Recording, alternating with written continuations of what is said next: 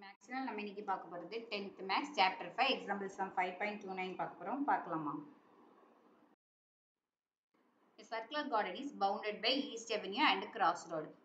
Circular garden வந்து எதோட bound ஆயிருக்கு அப்படின்னா ஈஸ்ட் அவென்யூவும் கிராஸ் ரோடும் பவுண்ட் ஆயிருக்கு. So cross road intersect, cross road வந்து எதை இன்டர்செக்ட் பண்ணுதா டியும் இ பாயிண்ட்டையும். ஸோ டியை வந்து நார்த் ஸ்ட்ரீட்னும் இயை வந்து ஈஸ்ட் அவென்யூ அப்படின்னு மென்ஷன் பண்ணியிருக்காங்க. ஏடி இதோட டேஞ்சன்ட் என்ன அப்படின்னா அந்த சர்க்குலர் கார்டனோட டேஞ்சன்ட் வந்து ஏடி எந்த பாயிண்ட்ல அப்படின்னா ஏ பாயிண்ட்ல. ஸோ ஏயோட பாயிண்ட் என்னன்னா 3,10. நம்ம இந்த எந்த ஃபிகரை யூஸ் பண்ணி நம்மளுக்கு கேட்டிருக்கிறத வந்து ஃபில்ஃபைல் பண்ண போகிறோம், அதாவது கண்டுபிடிக்க போகிறோம் அப்படின்னா ஃபிகரை யூஸ் பண்ணி தான், உங்களுக்கு கொடுத்துருக்க ஃபிகரை யூஸ் பண்ணி தான் நம்ம கண்டுபிடிக்க போகிறோம். ஸோ ஃபர்ஸ்ட் நம்ம என்னெல்லாம் கேட்டிருக்காங்க அப்படின்னு பார்த்துக்கலாம். Find the equation of east avenue, north street, cross road, இந்த மூணுடைய ஈக்குவேஷன் அப்படின்னு சொல்லியிருக்காங்க. Then where does the cross road intersect, cross road வந்து எந்த பாயிண்ட்ல இன்டர்செக்ட் ஆகுது, நார்த் ஸ்ட்ரீட்ல ஈஸ்ட் அவென்யூல இந்த பாயிண்ட்ல அப்படிங்கிறதையும் கேட்டிருக்காங்க. ஸோ நம்ம ஆன்சர் ஸ்ட்ரெயிட்டாக போயிடலாம். ஸோ நம்ம கண்டுபிடிக்க வேண்டியது என்ன அப்படின்னா ஃபர்ஸ்ட் ஈஸ்ட் அவென்யூட கண்டுபிடிக்கணும். ஸோ அதோட ஈக்குவேஷன் கண்டுபிடிக்கணும் அப்படின்னா அந்த ஈஸ்ட் அவென்யூ லைனை பார்க்குறோம். ஸோ அந்த ஸ்ட்ரெயிட் லைனாக இருக்குது. சியோட பாயிண்ட் தான் ஃபர்ஸ்ட் இருக்குது 0,2, பியோட பாயிண்ட் செகண்ட் இருக்கு 7,2. அப்போ ஃபர்ஸ்ட் இருக்க பாயிண்ட் தான் x1 y1, செகண்ட் இருக்கிற பாயிண்ட் x2 y2 தான் மென்ஷன் பண்ணுவோம். தென் இதோட ஃபார்முலா என்ன அப்படின்னா ஸ்ட்ரெயிட் லைனோட formula y minus y1 by y2 minus y1 equal to x minus x1 by x2 minus x1. So இந்த ஃபார்முலா அப்படி நம்ம சப்ஸ்டியூட் பண்ணிடலாம். y minus 2 ஏன் அப்படின்னா சியோட செகண்ட் பாயிண்ட்ல செகண்ட் வேல்யூ என்னது 2, அதான் நம்மளுக்கு y1. ஸோ 2ன்னு மென்ஷன் பண்ணிக்கலாம். y2ங்கிறது பியோடைய second value 2. So 2 minus 2 equal to x minus x1 ஓட வேல்யூ 0 by x2 ஓட வேல்யூ 7. So 7 minus 0. தென் இதை மைனஸ் பண்ண போகிறோம். அப்போ y minus 2 அப்படியே போட்டுக்கலாம். தென் 2 minus 2 0 ஆயிடும். தென் x minus 0ங்கிறது நம்மளுக்கு xன்னு தான் நம்மளுக்கு கிடைக்கும். அடுத்தது 7 minus 0 அப்படிங்கும்போது நம்மளுக்கு 7 தான்.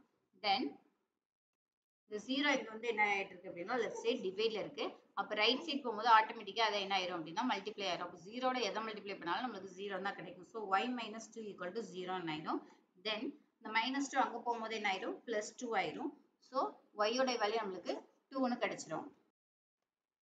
தென் நார்த் ஸ்ட்ரீட்டுக்கு போறோம். நார்த் ஸ்ட்ரீட் ஈக்குவேஷனை பொறுத்தவரை என்ன அப்படின்னா அது வந்து டியோட லை ஆகுது. எந்த பாயிண்ட்ல அப்படின்னா சியோட பாயிண்ட் 0,2 ஓட. ஸோ எக்ஸ் வந்து டியோட கோஆர்டினேட்ல ஆகும்போது நம்மளுக்கு டியோட வேல்யூ 0 ஆகும். ஸோ அப்போ எக்ஸோட கோஆர்டினேட் வேல்யூ நம்மளுக்கு என்ன ஆகும் அப்படின்னா 0 தான் கிடைக்கும். So X equal to 0. Then cross road பார்க்குறோம். கிராஸ் ரோட்ல நம்ம கண்டுபிடிக்க வேண்டியது ஈக்குவேஷன் என்ன அப்படின்னா எம்மோட வேல்யூ நம்மளுக்கு 7,7 கொஸ்டின்ல கொடுத்துருக்காங்க. அந்த டயக்ராம்ல ஏ பாயிண்ட் வந்து 3,10. இந்த ரெண்டு பாயிண்டை யூஸ் பண்ணி தான் நம்ம வந்து ஸ்லோப் ஆஃப் எம்ஏ கண்டுபிடிக்க போறோம். கண்டுபிடிக்கலாமா? ஸோ அதுக்கு ஃபார்முலா என்ன அப்படின்னா m1 equal to y2 minus y1 by x2 minus x1. Then m1 equal to நம்ம வேல்யூ சப்ஸ்டிட் பண்றோம். m ஓட வேல்யூவை x1 y1, a யோட வேல்யூ x2 y2ன்னு எடுக்கிறோம். ஸோ இதோட ஃபார்முலா எப்படி நம்ம சப்ஸ்டிட் பண்ணும்போது y2 ஓட வேல்யூ 10, y1 ஓட value 7. So 10 minus 7, x2 value 3, x1 ஓட வேல்யூ 7. So 3 minus 7. தென் இது மைனஸ் பண்ணா நமக்கு m1 ஓட வேல்யூ என்ன கிடைக்கும்னா -3/4 அப்படின்னு கிடைக்கும். தென்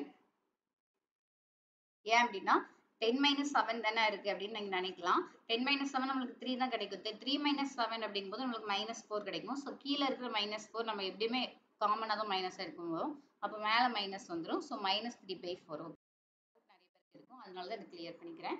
தென் கிராஸ் ரோடு வந்து நம்மளுக்கு எப்படி இருக்குன்னா பெர்பெண்டிகுலரா இருக்கு. எதோட அப்படின்னா எம்ஏயோட. ஸோ அப்போ நம்மளுக்கு பெர்பெண்டிகுலர் ஃபார்முலா அப்படி என்ன அப்படின்னா m1 into m2 equal to -1.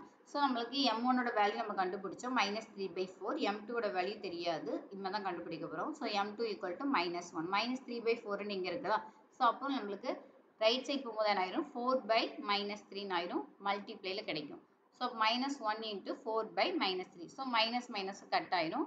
அப்போ நம்மளுக்கு m2 equal to 4/3 அப்படின்னு கிடைக்கும். நம்மளுக்கு m1 வேல்யூ கிடைச்சிட்டு m2 ஓட வேல்யூ கிடைச்சிருச்சு.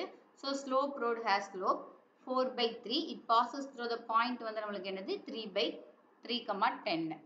ஸோ இதோடைய ஃபார்முலா எப்படி என்ன அப்படின்னா நம்மளுக்கு y minus y1 equal to m, x minus x1. இதான் அந்த ஃபார்முலா. ஸோ சப்ஸ்டிட் பண்ணுறோம். y1 வேல்யூ என்னது 10 ஈக்குவல் டு m உடைய பாயிண்ட் நமக்கு ஸ்லோப் கண்டுபிடிச்சது 4/3. bracketல x minus x1 ஓட வேல்யூ என்னது 3. ஸோ இப்போ வந்து இங்க 4/3 இருக்கு. ஸோ இங்க டிவைட்ல இருக்கு. அப்போ லெஃப்ட் சைட் போகும்போது ஆட்டோமேட்டிக்காக மல்டிப்ளை ஆயிரும். அப்போ 3 பிராக்கெட்ல y minus 10 ஈக்குவல் டு இங்க 4 மல்டிப்ளைல இருக்கும். பிராக்கெட்ல x minus 3 இருக்கும். இப்போ இந்த 3 வந்து உள்ள போய் மல்டிப்ளை ஆகும்போது நம்மளுக்கு கிடைக்கிறது 3y minus 13 ஆகும். ஏன்னா 10 into 3 30.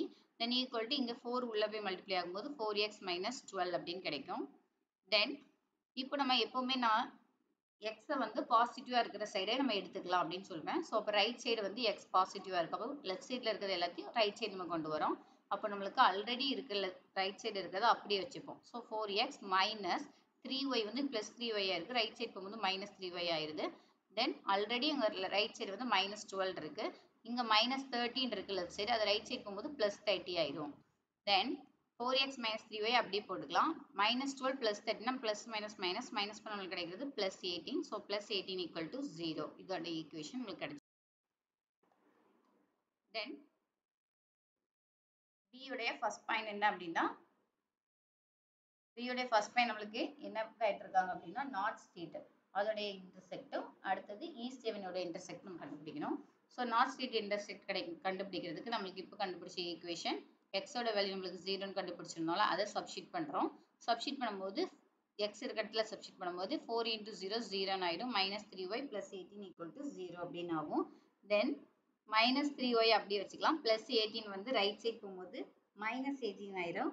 Then minus 3y equal to minus 18 இருக்கா. ஸோ மைனஸ் மைனஸ் என்ன ஆயிரும் கட் ஆயிரும். ஸோ 3 வந்து இங்கே மல்டிப்ளைல இருக்கு. ஸோ ரைட் சைட் போகும்போது என்ன ஆயிரும்னா டிவைட் ஆயிரும். So y equal to 18/3. தென் இது கட் பண்ணால் நம்மளுக்கு கிடைக்கிறது ஒய்யோட value y equal to 6.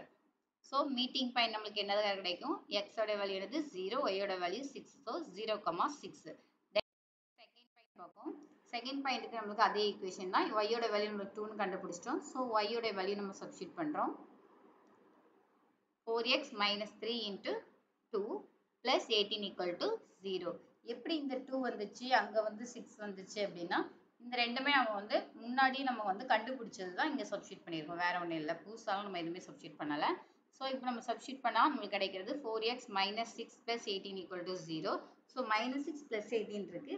So இந்த ரெண்டையும் மைனஸ் பண்ணால் நம்மளுக்கு கிடைக்கிறது என்ன அப்படின்னா plus 12. So 4x plus 12 equal to 0. plus 12 left சைட்லேருந்து ரைட் சைட் போகும்போது என்ன ஆயிரும் மைனஸ் 12 ஆயிரும். So 4x equal to minus 12. So 4x இருக்கு இங்கே மல்டிப்ளைல இருக்கு எக்ஸ். தென் அந்த சைட் போகும்போது என்ன ஆயிரும் டிவைட் ஆயிரும். So X equal to minus 12/4 cut பண்ணால் நம்மளுக்கு கிடைக்கிறது X equal to minus 3. Therefore உங்களுக்கு மீட்டிங் பாயிண்ட் என்ன அப்படின்னா -3, இதோட இந்த சம் முடிஞ்சு. இந்த சம் கண்டிப்பாக புரிஞ்சிருக்கும்னு நினைக்கிறேன். புரிஞ்சிருந்தா லைக் பண்ணுங்க, கமெண்ட் பண்ணுங்க, ஷேர் பண்ணுங்க, சப்ஸ்கிரைப் பண்ணுங்க. தேங்க்யூ.